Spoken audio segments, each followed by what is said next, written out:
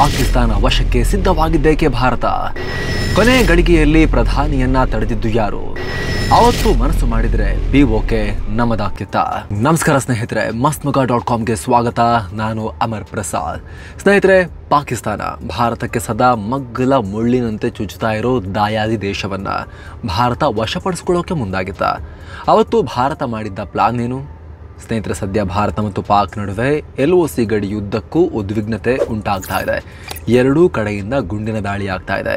ಪಾಕ್ ಕಡೆ ಸಾವು ಕೂಡ ಉಂಟಾಗಿದೆ. ಈ ಟೈಮ್ನಲ್ಲಿ ತುಂಬ ಜನ ಪಾಕಿಸ್ತಾನಕ್ಕೆ ಸರಿಯಾದ ಪಾಠ ಕಲಿಸಬೇಕು, POK ವಶಪಡಿಸಿಕೊಳ್ಳೋಕೆ ಇದು ಒಳ್ಳೆ ಟೈಮ್ ಅಂತೆಲ್ಲ ಸೋಷಿಯಲ್ ಮೀಡಿಯಾದಲ್ಲಿ ಚರ್ಚೆ ಮಾಡ್ತಿದ್ದಾರೆ. ಇನ್ನೂ ಕೆಲವರು ಅಣುಶಕ್ತ ರಾಷ್ಟ್ರಗಳ ನಡುವೆ ಯುದ್ಧ ಆಗೋದು ಸಾಧ್ಯವೇನ್ರಿ ಅಂತಲೂ ಪ್ರಶ್ನೆ ಮಾಡ್ತಾ ಇದ್ರು. ಹಾಗೆ ನೋಡಿದ್ರೆ ಮಿಲಿಟರಿ ಮೂಲಕ POKಯನ್ನು ತಗೊಳ್ಳೋದು ಈ ಕ್ಷಣಕ್ಕೆ ಸುಲಭ ಅಲ್ಲ. ಅಣ್ವಸ್ತ್ರ ಸೇರಿ ಸಾಕಷ್ಟು ಪ್ರಾಕ್ಟಿಕಲ್ ಚಾಲೆಂಜಸ್ ಇವೆ. ಆದರೆ ಅಂದು ಪಾಕ್ ಅಣುಶಕ್ತ ರಾಷ್ಟ್ರ ಆಗೋಕ್ಕಿಂತ ಮುಂಚೆ PM ಇಂದಿರಾ ಗಾಂಧಿ ಒಂಚೂರು ಮನಸ್ಸು ಮಾಡಿದ್ರು, ಫುಲ್ ಮನಸ್ಸು ಮಾಡಿಬಿಟ್ಟಿದ್ರೆ, ಅವ್ರನ್ನ ತಡೆದೇ ಹೋಗಿದ್ದಿದ್ರೆ POK ನಿಜಕ್ಕೂ ಭಾರತದ ಭೂಪಟಕ್ಕೆ ಸೇರ್ತಾ ಇತ್ತು. ಅಷ್ಟೇ ಅಲ್ಲ, ಈಗಿನ ಪಾಕಿಸ್ತಾನದ ಮ್ಯಾಪ್ ಕೂಡ ಚೇಂಜ್ ಆಗಿರ್ತಿತ್ತು ಅಂತ ಹೇಳ್ತಾರೆ. ಪಾಕಿಸ್ತಾನದ ಮಧ್ಯದಲ್ಲಿರೋ ಪೇಶಾವರದಲ್ಲಿ ಭಾರತದ ತ್ರಿವರ್ಣ ಧ್ವಜ ಅವತ್ತು ಹಾರಿಸೋಕೆ ಪ್ಲಾನ್ ಮಾಡಲಾಗಿತ್ತು. ಹಾಗಿದ್ರೆ ಆ ಪ್ಲಾನ್ ಯಾಕೆ ವರ್ಕೌಟ್ ಆಗಲಿಲ್ಲ? ಸೇನೆ, ಕ್ಯಾಬಿನೆಟ್ ಸಚಿವರು ಎಲ್ಲರೂ ಒಪ್ಪಿಗೆ ಕೊಟ್ಟರು, ಇಂದಿರಾ ಗಾಂಧಿಗೆ ಬೇಡ ಅಂತ ತಡೆದವ್ರು ಯಾರು? ಅವತ್ತು ಪಾಕಿಸ್ತಾನಕ್ಕೆ ನುಗ್ಗಿದ್ರೆ ಅಲ್ಲಿ ಏನು ಆಗ್ತಾ ಇತ್ತು? ಬನ್ನಿ ಈ ರೋಚಕ ಸಂಗತಿಯನ್ನು ಈ ವಿಡಿಯೋದಲ್ಲಿ ಕ್ವಿಕ್ ಆಗಿ ಅರ್ಥ ಮಾಡ್ಕೊಳ್ಳೋಣ. ಸ್ನೇಹಿತರೆ, ಇಂದಿರಾ ಗಾಂಧಿ ಅವರ ಈ ಪ್ಲಾನ್ ಬಗ್ಗೆ, ಪಾಕಿಸ್ತಾನಕ್ಕೆ ನಾವು ನುಗ್ಗಬೇಕು ಅನ್ನೋ ತಯಾರಿ ಬಗ್ಗೆ ಹೇಳಿರೋದು ಯಾರೋ ದಾರಿ ಹೋಕರಲ್ಲ, ಅಶೋಕ್ ಪಾರ್ಥಸಾರಥಿ ಅವರು. ಯಾರಿವರು? ಇಂದಿರಾ ಗಾಂಧಿಯವರ ಆಪ್ತರು. ಇಂದಿರಾ ಗಾಂಧಿಗೆ ಸೈನ್ಸ್ ಆ್ಯಂಡ್ ಟೆಕ್ನಾಲಜಿ ಅಡ್ವೈಸರ್ ಆಗಿದ್ದ ಮನುಷ್ಯ. 1974ನಲ್ಲಿ ಪೋಖ್ರಣ್ ಅಣು ಪರೀಕ್ಷೆ ನಡೆದಾಗ ಮೇಜರ್ ರೋಲ್ ನಿಭಾಯಿಸಿದ್ರು. ಹಾಗೆ 1971ರ ಪಾಕ್ ಭಾರತ ಬಾಂಗ್ಲಾ ವಿಮೋಚನಾ ಯುದ್ಧ ಆದಾಗಲೂ ಕೂಡ ರಕ್ಷಣೆ ಮತ್ತು ಸ್ಟ್ರಾಟಜಿಗಳಿಗೆ ಸಂಬಂಧಪಟ್ಟಂತೆ ಇವರು ಸಜೆಷನ್ ಕೊಡ್ತಾ ಇದ್ರು. ಇಂತಹ ಟಾಪ್ ಅಧಿಕಾರಿಯೇ ಇಂದಿರಾ ಗಾಂಧಿ ಇಟ್ಟಿದ್ದ ಬೇಡಿಕೆಯನ್ನು ಅನೇಕ ಬಾರಿ ರಿವೀಲ್ ಮಾಡಿದ್ದಾರೆ. ಅದನ್ನೇ ಈಗ ನಿಮ್ಮ ಮುಂದೆ ಬಿಡಿಸಿ ಹೇಳೋ ಪ್ರಯತ್ನ ಮಾಡ್ತೀವಿ, ರೋಚಕ ಈ ಸಂಗತಿಯನ್ನು. ಅದು 1971ರ ಡಿಸೆಂಬರ್ 16ನೇ ತಾರೀಕು ಬಾಂಗ್ಲಾದಲ್ಲಿ 90,000 ಪಾಕ್ ಸೈನಿಕರು ಶರಣಾಗತರಾಗಿದ್ದರು. ಬಾಂಗ್ಲಾ ಸ್ವತಂತ್ರಗೊಂಡಿತ್ತು. ಈ ಸಂದರ್ಭದಲ್ಲಿ ಅದೇ ದಿನ ಸಂಜೆ 5 ಗಂಟೆಗೆ ಇಂದಿರಾ ಗಾಂಧಿ ಒಂದು ಮೀಟಿಂಗ್ ಮಾಡಿದ್ರು. ಸೆಕ್ರೆಟರಿಯೇಟ್ ಬಿಲ್ಡಿಂಗ್ನಲ್ಲಿರೋ ಸೌತ್ ಬ್ಲಾಕ್ನ ಕ್ಯಾಬಿನೆಟ್ ರೂಮ್ನಲ್ಲಿ ಮೀಟಿಂಗ್ ಆಯಿತು. ದೇಶದ ಟಾಪ್ ಅಧಿಕಾರಿಗಳು, ಮಂತ್ರಿಗಳು, ಭಾರತೀಯ ಸೇನೆಯ ಮುಖ್ಯಸ್ಥರು, ಚೀಫ್ ಕಾವ್, ಹಾಗೆ ಕ್ಯಾಬಿನೆಟ್ ಸೆಕ್ರೆಟರಿಗಳು, ಇಂದಿರಾ ಗಾಂಧಿಯವರ ಆಪ್ತ ಸಲಹೆಗಾರ ಪ್ರಿನ್ಸಿಪಲ್ ಸೆಕ್ರೆಟರಿ ಪರಮೇಶ್ವರ್ ನಾರಾಯಣ್ ಹಕ್ಸರ್, ಇಂದಿರಾ ಗಾಂಧಿಯವರ ಸೆಕ್ರೆಟರಿ PN ಧರ್, ಹಿರಿಯ ಅಧಿಕಾರಿ G ಪಾರ್ಥಸಾರಥಿ, ಈ G ಪಾರ್ಥಸಾರಥಿಯವರ ಪುತ್ರ ಇಂದಿರಾ ಗಾಂಧಿಯವರ ಸೈನ್ಸ್ ಅಡ್ವೈಸರ್ A ಪಾರ್ಥಸಾರಥಿ ಅಂದರೆ ಅಶೋಕ್ ಪಾರ್ಥಸಾರಥಿ, ಎಲ್ಲರೂ ಕೂಡ ಆ ಮೀಟಿಂಗ್ನಲ್ಲಿ ಪಾಲ್ಗೊಂಡಿದ್ರು. ಕೊನೆಗೆ ಸಭೆ ಶುರುವಾಯಿತು. ಸ್ನೇಹಿತರೆ, ವರದಿಯಲ್ಲಿ ಮುಂದುವರಿಯೋಕ್ಕಿಂತ ಮುಂಚೆ 7 ಸ್ಯಾಂಡ್ಸ್ ಟೂರಿಸಂ ಕಂಪನಿ ಕಾಶಿ ಅಯೋಧ್ಯೆಗೆ ಮತ್ತೊಂದು ಟ್ರಿಪ್ ಆಯೋಜನೆ ಮಾಡಿದೆ. ಬೆಸ್ಟ್ ಆಫರ್ ಪ್ರೈಸ್ 39,500 ರೂಪಾಯಿ ಮಾತ್ರ. ಕಾಶಿ, ಅಯೋಧ್ಯೆ, ತ್ರಿವೇಣಿ ಸಂಗಮ, ಗಯಾ, ಬೋಧ್ ಗಯಾ ಎಲ್ಲ ಕಡೆ ಹೋಗೋದಿರುತ್ತೆ. 4 ನೈಟ್ 5 ಡೇಸ್ ಟ್ರಿಪ್ ಇದು. ಈ ಪ್ಯಾಕೇಜ್ ನಲ್ಲಿ ಫ್ಲೈಟ್ ಟಿಕೆಟ್ಸ್, 3 ಸ್ಟಾರ್ ಹೋಟೆಲ್ ನಲ್ಲಿ ಸ್ಟೇ, ಆಲ್ ಮೀಲ್ಸ್, ದರ್ಶನ, AC ಟ್ರಾನ್ಸ್ಪೋರ್ಟ್ ವ್ಯವಸ್ಥೆ, boating, auto charges, 24/7 tour manager ಸೌಲಭ್ಯ ಹಾಗೂ ಹಿರಿಯ ನಾಗರಿಕರಿಗೆ ವಿಶೇಷ ಆರೈಕೆ ಎಲ್ಲ ಇರುತ್ತೆ. ಹೊರಡೋ ದಿನ 9 ಮಾರ್ಚ್ 2025. ಕೆಲವೇ ಸೀಟುಗಳು ಲಭ್ಯ. ಆಸಕ್ತರು ಈ ನಂಬರ್ಗೆ ಕಾಲ್ ಮಾಡಿ ನಿಮ್ಮ ಸೀಟನ್ನ ಕೂಡ ಬುಕ್ ಮಾಡಿ. ಈಗ ವರದಿಯಲ್ಲಿ ಮುಂದುವರಿಯೋಣ. ಸ್ನೇಹಿತರೆ, ಸಭೆ ಆರಂಭದಲ್ಲೇ ಇಂದಿರಾ ಗಾಂಧಿಯವರು ನೇರವಾಗಿ ಅವತ್ತಿನ ಸೇನಾ ಮುಖ್ಯಸ್ಥರಾಗಿದ್ದ ಜನರಲ್ ಸ್ಯಾಮ್ ಮಾಣಿಕ್ ಶಾ ಅವರ ಕಡೆ ನೋಡಿದ್ರು. ಅಷ್ಟೊತ್ತಿಗೆ ಬಾಂಗ್ಲಾ ಯುದ್ಧ ಕೊನೆ ಘಟ್ಟಕ್ಕೆ ಬಂದಾಗಿತ್ತು. ಎಲ್ಲರ ಮುಖದಲ್ಲೂ ವಿಜಯದ ಹುಮ್ಮಸ್ಸಿತ್ತು. ಆದರೆ ಇದ್ದಕ್ಕಿದ್ದಂತೆ ಇಂದಿರಾ ಗಾಂಧಿ ಜನರಲ್ ಮಾಣಿಕ್ ಶಾ ಅವರನ್ನ ಒಂದು ಭಯಾನಕ ಪ್ರಶ್ನೆ ಕೇಳಿದ್ರು. ಮಿಸ್ಟರ್ ಮಾಣಿಕ್ ಶಾ, ಪೇಶಾವರ್ ತಲುಪೋಕೆ ನಮಗೆ ಎಷ್ಟು ಹೊತ್ತು ಬೇಕಾಗುತ್ತೆ ಅನ್ನೋ ಪ್ರಶ್ನೆಯನ್ನು ಇಟ್ಟರು.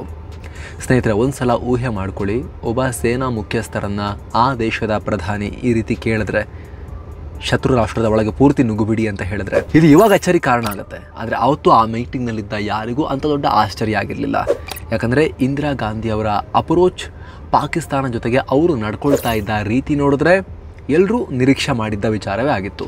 ಹೀಗಾಗಿ ಮಾಣಿಕ್ ಶಾ ಕೂಡ ತಡವರಿಸಲಿಲ್ಲ. 3 ಡೇಸ್ ಮೇಡಮ್ ಅಂತ ಹೇಳ್ತಾರೆ. ಅಂದರೆ 3 ದಿನದಲ್ಲಿ ನಾವು ಪೇಶಾವರ್ಗೆ ಎಂಟ್ರಿ ಕೊಡಬಹುದು ಮೇಡಮ್ ಅಂತ. ಇಲ್ಲಿ ಸೇನೆಗೆ ಇಷ್ಟು ಕಾನ್ಫಿಡೆನ್ಸ್ ಬರೋಕ್ಕೂ ಒಂದು ಕಾರಣ ಇರುತ್ತೆ. ಅಷ್ಟೊತ್ತಿಗಾಗಲೇ ಪಾಕಿಸ್ತಾನ ಸಂಪೂರ್ಣವಾಗಿ ಕುಸಿದು ಬಿದ್ದಿತ್ತು. ಪಾಕ್ನ ಏರ್ ಡಿಫೆನ್ಸ್ ಸಂಪೂರ್ಣ ಕಿತ್ಕೊಂಡು ಹೋಗಿತ್ತು. ಏರ್ ಫೀಲ್ಡ್ಗಳು, ಪಾಕ್ನ ವಾಯುನೆಲೆಗಳ ರನ್ವೇಗಳನ್ನು ಭಾರತದ ಪಡೆಗಳು ಈಗಿನ ಭಾರತದ ಕೆಲ ಗುಂಡಿ ಭರಿತ ರಸ್ತೆಗಳ ರೀತಿ ಮಾಡಿದ್ವು. ಗಡಿಯಲ್ಲಿಯೂ ಪಾಕ್ ಸೈನಿಕರ ಜಂಗಾಬಲ ಉದುರು ಹೋಗಿತ್ತು. ಇಂಥ ಟೈಮ್ನಲ್ಲಿ ಪಾಕ್ ಮೇಲೆ ಅಟ್ಯಾಕ್ ಮಾಡಿದ್ರೆ ಹೆಚ್ಚು ಲಾಸ್ ಇಲ್ಲದೆ ಪಾಕ್ ನಮ್ಮ ಕೈಗೆ ಸಿಕ್ಕಿಬಿಡುತ್ತೆ. ಆಮೇಲೆ ಅವ್ರನ್ನ ಬೇಕಾಗದ ಹಾಗೆ ಬಗ್ಗಿಸಬಹುದು, ಕಾಶ್ಮೀರ ವಿಚಾರದಲ್ಲೂ ಬಗ್ಗಿಸ್ಬಿಡ್ಬೋದು ಅನ್ನೋ ಲೆಕ್ಕಾಚಾರ ಇತ್ತು. ಇಂಟ್ರೆಸ್ಟಿಂಗ್ ಅಂದರೆ ಸೇನೆ ಆಲ್ರೆಡಿ ಇದಕ್ಕೆ ಒಂದು ಲೆವೆಲ್ನ ತಯಾರಿ ಕೂಡ ಮಾಡಿತ್ತು. ಸಿಯಾಲ್ಕೋಟ್ನಲ್ಲಿ ಭಾರತ ಫುಲ್ ಸ್ಟ್ರಾಂಗ್ ಪೊಸಿಷನ್ನಲ್ಲಿ ಇದೆ. ಎಚ್ಹೋಗಿಲ್ ಕೆನಾಲನ್ನು ಭಾರತ ಬ್ರೀಚ್ ಮಾಡಿಬಿಟ್ರೆ ಅಲ್ಲಿಂದ ಮುಂದಕ್ಕೆ ಸಾಗೋದು ಸುಲಭ. ಪಾಕಿಸ್ತಾನದ ಆರ್ಮಿ ಹೆಡ್ ಕ್ವಾರ್ಟರ್ ರಾವಲ್ಪಿಂಡಿ, ರಾಜಧಾನಿ ಇಸ್ಲಾಮಾಬಾದ್, ಈ ಕಡೆ ಪೇಶಾವರ್ ಎಲ್ಲವನ್ನ ಈ ಮಾರ್ಗದಲ್ಲಿ ಹೋಗಿ ನಾವು ಕಂಟ್ರೋಲಿಗೆ ತಗೋಬಹುದು. ಹೈವೇಗಳನ್ನು ಕಟ್ ಮಾಡ್ಬೋದು. ಇದಕ್ಕೆ ಟೈಮ್ ಜಾಸ್ತಿ ಬೇಕಿರೋದಿಲ್ಲ ಅಂತ ಸೇನೆ ಹೋಮ್ವರ್ಕ್ ಮಾಡ್ಕೊಂಡು ಬಂದಿತ್ತು. ಹೀಗಾಗಿ 3 ದಿನ ಸಾಕುವಂಥ ಸೇನಾ ಮುಖ್ಯಸ್ಥರು ಪ್ರೈಮ್ ಮಿನಿಸ್ಟರ್ಗೆ ಆಶ್ವಾಸನೆ ಕೊಟ್ಟರು. ಇದೇ ಟೈಮ್ನಲ್ಲಿ ಮೀಟಿಂಗ್ನಲ್ಲಿದ್ದ ಎಲ್ಲರನ್ನ ಇಂದಿರಾ ಗಾಂಧಿ ಮುಖ ನೋಡಿದ್ರು, ಏನು ಹೇಳ್ತೀರಾ ಅಂತ ಒಬ್ಬೊಬ್ಬರಾಗಿ ಅಭಿಪ್ರಾಯ ಕೊಟ್ಟರು. ಸ್ನೇಹಿತರೆ ಸರಿಯಾಗಿ ಕೇಳಿಸ್ಕೊಳ್ಳಿ, ಅಲ್ಲಿದ್ದ ಎಲ್ಲರೂ ಇನ್ಕ್ಲೂಡಿಂಗ್ ಆರ್ಮಿ, ಕ್ಯಾಬಿನೆಟ್ ಕಮಿಟಿ ಎಲ್ಲರೂ ಪಾಕಿಸ್ತಾನಕ್ಕೆ ನುಗ್ಗೋಕೆ, ಪಾಕಿಸ್ತಾನವನ್ನು ಕಂಪ್ಲೀಟ್ ಆಗಿ ಬಡಿದು ಸೋಲಿಸಿ ಆಮೇಲೆ ಉಳಿದು ನೋಡ್ಕೊಳ್ಳೋಣ ಅನ್ನೋ ಲೆಕ್ಕದಲ್ಲಿ ಎಸ್ ಅಂತ ಹೇಳಿದ್ರು. ಆದರೆ ಒಬ್ಬ ವ್ಯಕ್ತಿ ಇದನ್ನು ತಡೆದ್ರು. ಅವರ ಹೆಸರು ಪರಮೇಶ್ವರ್ ನಾರಾಯಣ್ ಹಕ್ಸರ್ ಅಂತ. ಹಕ್ಸರ್ ಇಂದಿರಾ ಗಾಂಧಿಗೆ ಪ್ರಿನ್ಸಿಪಲ್ ಸೆಕ್ರೆಟರಿ ಆಗಿದ್ರು. ಇನ್ಫ್ಯಾಕ್ಟ್ ದೇಶದಲ್ಲಿ ಫಸ್ಟ್ ಟೈಮ್ ಈ ಹುದ್ದೆ ಸೃಷ್ಟಿ ಮಾಡಿ ಇವರಿಗೆ ಜವಾಬ್ದಾರಿ ಕೊಡಲಾಗಿತ್ತು. ಇವರ ಮುಖ ನೋಡಿದ ಇಂದಿರಾ ಗಾಂಧಿ ನಿಮ್ಮ ಒಪಿನಿಯನ್ ಏನು ಅಂತ ಕೇಳ್ತಾರೆ. ಕೂಡಲೇ ಮಾತು ಶುರು ಮಾಡಿದ ಹಕ್ಸರ್, ನೋಡಿ ನಮ್ಮ ಆರ್ಮಿ ಮಾಣಿಕ್ ಶಾ 3 ದಿನದಲ್ಲಿ ಪೇಶಾವರವನ್ನು ತಲುಪಿ ವಶಕ್ಕೆ ತಗೋತಾ ಇರೋದ್ರಲ್ಲಿ ನನಗೇನು ಡೌಟ್ ಇಲ್ಲ, ಯಾಕಂದರೆ ನಮ್ಮ ಸೇನೆಗೆ ಅಷ್ಟು ತಾಕತ್ತಿದೆ ಈಗ. ಆದರೆ ಆಮೇಲೆ ಏನು ಮಾಡೋದು? ಬಾಂಗ್ಲಾ ಜನ್ಮ ಕೊಟ್ಟಿದ್ದಾಯಿತು ನಾವು, ಈ ವೆಸ್ಟ್ ಪಾಕಿಸ್ತಾನ, ಪಶ್ಚಿಮ ಪಾಕಿಸ್ತಾನ ನಾವು ರೂಲ್ ಮಾಡೋಕ್ಕಾಗತ್ತಾ? ಅದಕ್ಕೆ 1 ಲಕ್ಷ ಸೇನೆ ಬೇಕಾಗತ್ತೆ. ಹಂಗೆ ಮಾಡಿದ್ರೂ ಕೂಡ ಎಷ್ಟು ದಿನ? ಈಗ ನಾವು ಪಾಕಿಸ್ತಾನವನ್ನು ಒಳಗೆ ನುಗ್ಗಿ ವಶಕ್ಕೆ ತಗೋತೀವಿ ಅಂದರೆ ಈಗ ಜನ ಸುಮ್ಮನಿರ್ಬೋದು. ಯಾಕಂದರೆ ಈಗ ಪಾಕಿಸ್ತಾನದಲ್ಲಿ ಪರಿಸ್ಥಿತಿ ಸರಿಯಿಲ್ಲ. ಸೇನಾ ಆಡಳಿತ ಕ್ರೂರವಾಗಿ ಜನರೊಂದಿಗೆ ನಡ್ಕೊಳ್ತಾ ಇದೆ. ಆದರೆ ನಾಳೆ ಈಗ ಯಾಹ್ಯಾ ಖಾನ್ ಮುರ್ದಾಬಾದ್, ಟಿಕ್ಕಾ ಖಾನ್ ಮುರ್ದಾಬಾದ್ ಅಂತ ಕೂಗ್ತಾ ಇದ್ದಾರೆ. 6 ತಿಂಗಳು ಕಳೆದ ನಂತರ ಪರಿಸ್ಥಿತಿ ಕಂಪ್ಲೀಟ್ ಚೇಂಜ್ ಆಗ್ಬೋದು. ಹಿಂದೂ ವಾಪಸ್ ಜಾವ್ ಅಂತ ಹೇಳಿ ಅವರು ಘೋಷಣೆ ಕೂಗಬಹುದು. ಅವಾಗೇನು ಮಾಡೋದು? ಕೂಗ್ತಾರೆ. ಸೊ ಇದ್ರ ಬಗ್ಗೆ ನಾವು ಯೋಚನೆ ಮಾಡಬೇಕು ಅಂತ ಹಕ್ಸರ್ ತಮ್ಮ ಒಪಿನಿಯನ್ ಹೇಳ್ತಾರೆ. ಅಲ್ಲಿಗೆ ಎಲ್ಲರ ಮನಸ್ಸಲ್ಲೂ ಕೂಡ ಪ್ರಶ್ನೆ ಶುರುವಾಗುತ್ತೆ. ಕೂಡಲೇ ಅಲ್ಲೇ ಇದ್ದ ಜಗಜೀವನ್ ರಾಮ್ ತಮ್ಮ ಕೈ ಎತ್ತಿ ಇದಕ್ಕೆ ಆಕ್ಷೇಪ ವ್ಯಕ್ತಪಡಿಸ್ತಾರೆ. ಜಗಜೀವನ್ ರಾಮ್ ಅವತ್ತು ಇಂದಿರಾ ಗಾಂಧಿ ಅವರ ಸಂಪುಟದಲ್ಲಿ ಏನಾಗಿದ್ರು ಗೊತ್ತಾ? ಡಿಫೆನ್ಸ್ ಮಿನಿಸ್ಟರ್ ಆಗಿದ್ರು. ಅಂದರೆ ಯುದ್ಧ ಮಾಡಬೇಕೋ ಬೇಡವೋ ಅನ್ನೋ ಡಿಸಿಷನ್ ಮಾಡೋದ್ರಲ್ಲಿ ಇವ್ರದ್ದು ತುಂಬ ದೊಡ್ಡ ಇಂಪಾರ್ಟೆಂಟ್ ರೋಲ್ ಇತ್ತು. ಅವರು ಈ ದಾಳಿ ಆಗಬೇಕು, ಪಾಕಿಸ್ತಾನಕ್ಕೆ ನುಗ್ಗಬೇಕು ಅಂತ ಹೇಳ್ತಾರೆ. ಪೇಶಾವರವನ್ನು ವಶಕ್ಕೆ ತಗೊಂಡ್ರೆ ನಮಗೆ ಲೆವರೇಜ್ ಸಿಗುತ್ತೆ. ಪಾಕಿಸ್ತಾನ ರೂಲ್ ಮಾಡಬೇಕಂತಿಲ್ಲ, ಶಾಶ್ವತವಾಗಿ ಅಲ್ಲೇ ಇರಬೇಕು ಅಂತೇನಿಲ್ಲ. ಆದರೆ POK ಸಮಸ್ಯೆ ಇದೆಯಲ್ಲ, ಆ ಮಿಸ್ಟೇಕನ್ನು ನಾವು ಸರಿ ಮಾಡ್ಕೋಬೋದು. ಅವರು POK ಬಿಡೋ ತನಕ, ಪೂರ್ತಿ ನಮಗೆ ಬಗ್ಗೋ ತನಕ ನಾವು ಪಾಕ್ ಬಿಡಲ್ಲ ಅಂತ ಹೇಳಿದ್ರೆ ಖಂಡಿತವಾಗ್ಲೂ ಬಗ್ತಾರೆ.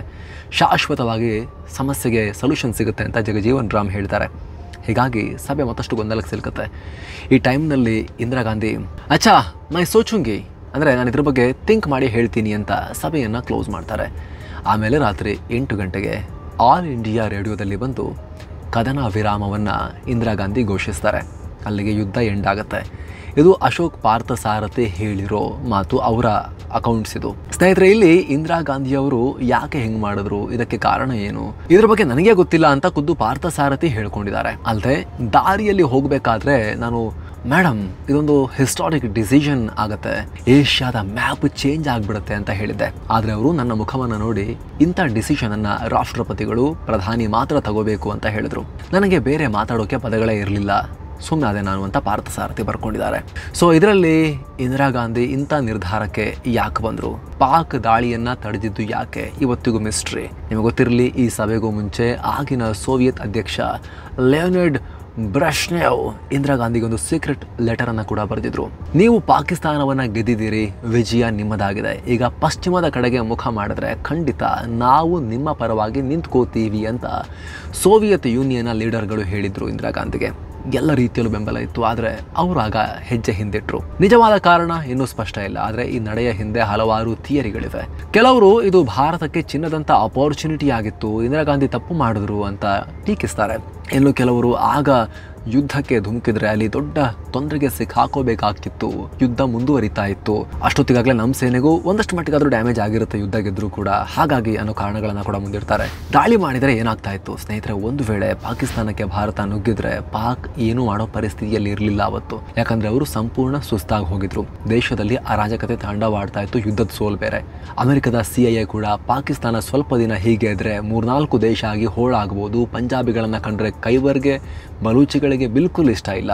ಅಫ್ಘಾನಿಗಳು ಪಶ್ತೂನಿಗಳಿಗಾಗಿ ಖೈಬರ್ ಪಖ್ತೂನ್ಖ್ವಾ ದೇಶ ಮಾಡೋಕೆ ಚಾನ್ಸ್ ಹುಡುಕ್ತಾ ಇದ್ದಾರೆ. ಬಲೂಚ್ ಇಂಡಿಪೆಂಡೆಂಟ್ ಆಗೋಕೆ ಬಯಸ್ತಾ ಇದೆ. ಯುನೈಟೆಡ್ ಪಾಕಿಸ್ತಾನಕ್ಕೆ ಅಂದ್ರೆ ಬಾಂಗ್ಲಾವನ್ನ ಒಳಗೊಂಡಂತಹ ಆರಂಭದ ಪಾಕಿಸ್ತಾನಕ್ಕೆ ಯಾರೂ ಬೆಂಬಲ ಕೊಡ್ತಾ ಇಲ್ಲ. ಎಲ್ಲ ಸಪರೇಟ್ ದೇಶಗಳ ಪರವಾಗಿದ್ದಾರೆ.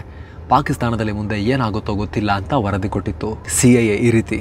ಜೊತೆಗೆ ಪಾಕ್ನಲ್ಲಿ ಮಿಲಿಟರಿ ಸರ್ಕಾರ ಪತನವಾಗಿ ಹೊಸದಾಗಿ ಭುಟ್ಟೋ ಅಧಿಕಾರಕ್ಕೆ ಬಂದಿದ್ರು. ಸೊ ಸ್ಟೆಬಿಲಿಟಿ ಇಲ್ಲದ ಪಾಕಿಸ್ತಾನವನ್ನ ಬಡಿಯೋಕೆ ಇದೇ ಒಳ್ಳೆ ಸಂದರ್ಭವಾಗಿತ್ತು ಭಾರತಕ್ಕೆ ಅನ್ನೋ ವಾದವನ್ನ ತುಂಬಾ ಜನ ಈ ರೆಟ್ರೋಸ್ಪೆಕ್ಟಿವ್ಲಿ ನೋಡಿದಾಗ, ಹಿಂತಿರುಗಿ ನೋಡಿದಾಗ ಈ ರೀತಿ ಅನ್ಸುತ್ತೆ ಅಂತ ಹೇಳ್ತಾರೆ.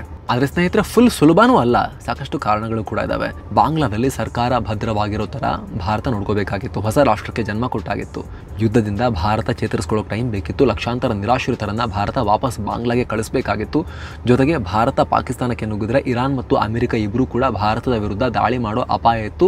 ವರ್ಲ್ಡ್ ವಾರ್ ಲೆವೆಲ್ಗೆ ಎಸ್ಕಲೇಟ್ ಆಗೋ ಅಪಾಯ ಇತ್ತು. ಯಾಕಂದ್ರೆ ಅಷ್ಟೊತ್ತಿಗೆ ಇರಾನ್ ಸಂಪೂರ್ಣವಾಗಿ ಪಾಕಿಸ್ತಾನ ಜೊತೆಗೆ ನಿಂತ್ಕೊಂಡಿತ್ತು. 100% ನಾವು ಪಾಕ್ ಪರ ಅಂತ ಇರಾನ್ನ ಅವತ್ತಿನ ಅಧ್ಯಕ್ಷ ರಜಾ ಶಾ ಪಹಲವಿ ಹೇಳಿದ್ರು. ಭಾರತದ ವಿರುದ್ಧ ಇರಾನ್ 12 ದಾಳಿ ಸಾಮರ್ಥ್ಯದ ಹೆಲಿಕಾಪ್ಟರ್ ಕೊಟ್ಟಿದ್ರು. ಯುದ್ಧದ ಟೈಮ್ನಲ್ಲಿ ಚೀಪ್ ರೇಟಲ್ಲಿ ಪಾಕಿಸ್ತಾನಕ್ಕೆ ತೈಲವನ್ನ ಕೊಟ್ಟಿದ್ರು. ಪಾಕಿಸ್ತಾನ ಸುಸ್ಥಿರವಾಗಿದ್ರೆ ಈ ಭಾಗ ಸುಸ್ಥಿರವಾಗಿರುತ್ತೆ, ಅದು ಒಡೆದು ಹೋದ್ರೆ ನಮಗೂ ಅಪಾಯ ಅಂತ ಖುದ್ದು ಪಹಲವಿ ಹೇಳಿದ್ರು. ಯಾಕಂದ್ರೆ ಭಾರತ ಪಾಕಿಸ್ತಾನಕ್ಕೆ ನುಗ್ಗಿದ್ರೆ ಇತ್ತ ಬಲೂಚಿಸ್ತಾನ ಸ್ವತಂತ್ರವಾಗೋ ಪ್ರಯತ್ನ ಪಡ್ತಾ ಇತ್ತು.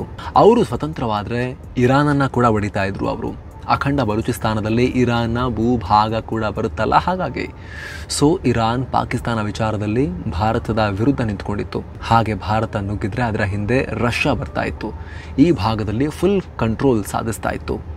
ಅಫ್ಘಾನಿಸ್ತಾನದ ಜೊತೆಗೆ ಅರಬ್ಬಿ ಸಮುದ್ರದಲ್ಲೂ ಕೂಡ ಸೋವಿಯತ್ಗೆ ನೆಲೆ ಸಿಗ್ತಾ ಇತ್ತು. ಸೊ ಸೋವಿಯತ್ ಬರೋದು ಅಮೆರಿಕಗೆ ಇಷ್ಟ ಇರಲಿಲ್ಲ. ಅಮೆರಿಕ ಕೂಡ ಭಾರತದ ವಿರುದ್ಧ ಆಯುಧ ಎತ್ತೋ ಸಾಧ್ಯತೆ ಇರ್ತಾ ಇತ್ತು. ಹೀಗಾಗಿ ಭಾರತ ಇದನ್ನು ಅಲ್ಲಿಗೆ ಬಿಡ್ತು ಅನ್ನೋ ವಾದವನ್ನು ಮುಂದಿಡಲಾಗುತ್ತೆ. ಇಲ್ಲಿ ವಾದ ವಿವಾದ ಏನೇ ಇದ್ರೂ ಕೂಡ ಭಾರತ ಈ ಯುದ್ಧದಿಂದ ಹಿಂದೆ ಸರಿದಿದ್ದ ಸತ್ಯ. ಆಮೇಲೆ ಭುಟ್ಟೋ ಮಾತು ಕೇಳಿಕೊಂಡು ನಾವು 1 ಲಕ್ಷಕ್ಕೂ ಅಧಿಕ ಪಾಕಿ ಸೈನ್ಯವನ್ನು ಫ್ರೀ ಮಾಡಿ ಕಳಿಸಿದ್ದು ಸತ್ಯ. ಆಮೇಲೆ POK ನಮ್ಮ ಕೈ ತಪ್ಪಿದ್ದು ಸತ್ಯ. ಸೊ ಯುದ್ಧದ ಪ್ಲಾನ್ ಈ ರೀತಿ ಶುರುವಾಗಿ ಆ ರೀತಿ ಅಂತ್ಯ ಆಯಿತು. ಹಾಗಿದ್ರೆ ಪಾಕಿಸ್ತಾನ ವಿಚಾರದಲ್ಲಿ ಇಂದಿರಾ ಗಾಂಧಿ ಮಾಡಿದ ಕೆಲಸ ಸರಿ ಇದೆಯಾ? ನಿಮ್ಮ ಒಪಿನಿಯನ್ ಏನು? ಕಾಮೆಂಟ್ ಮಾಡಿ ತಿಳಿಸಿ. Thank you so much. ಮತ್ತೆ ಭೇಟಿ ಆಗ್ತಿರೋಣ. ನಮಸ್ತೆ.